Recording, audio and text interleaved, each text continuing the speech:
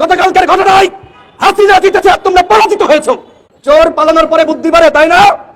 চোররা পালিয়ে গেছে ভারতে, তখন তোমাদের মাথায় বুদ্ধি ছিল না, এখন তোমাদের মাথায়। প্রিয় দর্শক, এই মুহূর্তে পাওয়া সর্বশেষ গরম বাংলা সংবাদ। এবার প্রকাশ্যে তারেক খানে কি বললেন সাবেক প্রধানমন্ত্রী শেখ হাসিনাকে নিয়ে। তো কি বললেন চলুন স্ক্রিনের মাধ্যমে পরিপূর্ণভাবে দেখে আসি।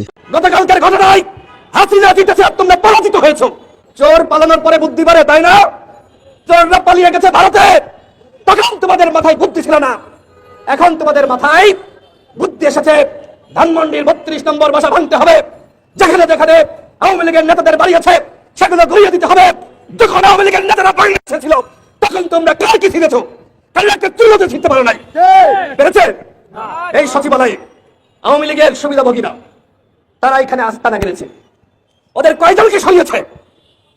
তোমরা এই সচিবালয়ের কর্মকর্তাদের বাড়ি দুর্নীতিবাজ মাফিয়া লুজা যারা বাংলাদেশকে ধ্বংস করেছে, যারা অর্থ পাচার করেছে, ওই দুর্নীতিবাজদের বাসা তোমরা যদি পারো বুলডোজার দিয়ে গুড়িয়ে দাও। পারবা?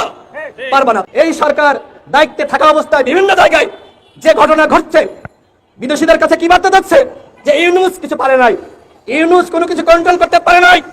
একটা জায়গায় যখন বুলডোজার দিয়ে একটি বাড়ি গুড়িয়ে দেওয়া হয়, সেখানে যখন নারায়ে তাকবীর আল্লাহু আকবার স্লোগান হয়, বিদেশিদের কাছে কি বার্তা যায়? বার্তা যায় দেশে মৌলবাদের উত্থান হয়েছে। এবং হাসিনা যেটি প্রমাণ করতে চেয়েছিল সেটি কিন্তু প্রমাণ হয়ে গেছে। গতকালকের ঘটনায় হাসিনা জিতেছে আর তোমরা পরাজিত হয়েছো। এখন হয়তো এই কথা শুনে অনেকে বলবা রাশেদ কি কয়, 2 বছর পরে টের পাবা, 5 বছর পরে টের পাবা আমরা সত্য বলছি নাকি মিথ্যা বলছি। আজকে বাংলাদেশকে একটি মৌলবাদী রাষ্ট্র হিসেবে প্রমাণ করার জন্য ওই কথিত রয়্যাল এজেন্ডাই ষড়যন্ত্র করছে। এই ষড়যন্ত্রের ফাঁদে আমাদের কথিত বিপ্লবীরা পা দিয়েছে, ষড়যন্ত্রের ফাঁদে। বিশ্বাস করেন এইটা একটা ফাঁদ এদেশের মুসলমানদেরকে খাটো করার জন্য, ছোট করার জন্য, যে এরা মৌলবাদী, এরা জঙ্গিবাদ, এটি প্রমাণ করার জন্য এই ধরনের জেলায় জেলায় বিভিন্ন জায়গায় ওই ধানমন্ডি 32 বলেন আর ওই উবায়দুল কাদেরের বাড়ি বলেন, এই যে হঠাৎ করে তারা আবার নাকি দ্বিতীয় বিপ্লব শুরু করেছে। এটা দ্বিতীয় বিপ্লব নাকি আওয়ামী লীগের প্রতি বিপ্লব? আওয়ামী লীগ জিতেছে, তোমরা যেত নাই, যাই বলো না কেন ভাই। আপনারা দেখেন নাই ভিডিও ভাইরাল হয়েছে, কি বলা হচ্ছে? সেনাবাহিনীর উপর দিয়ে বুলডোজার চালানোর জন্য।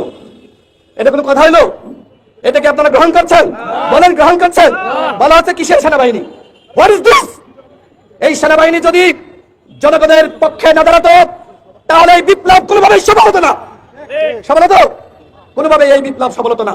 সুতরাং সেনাবাহিনীকে নিয়ে বিতর্ক সৃষ্টি করা, উস্কানি দেওয়া, এগুলো মোটেও সঠিক কাজ হচ্ছে না।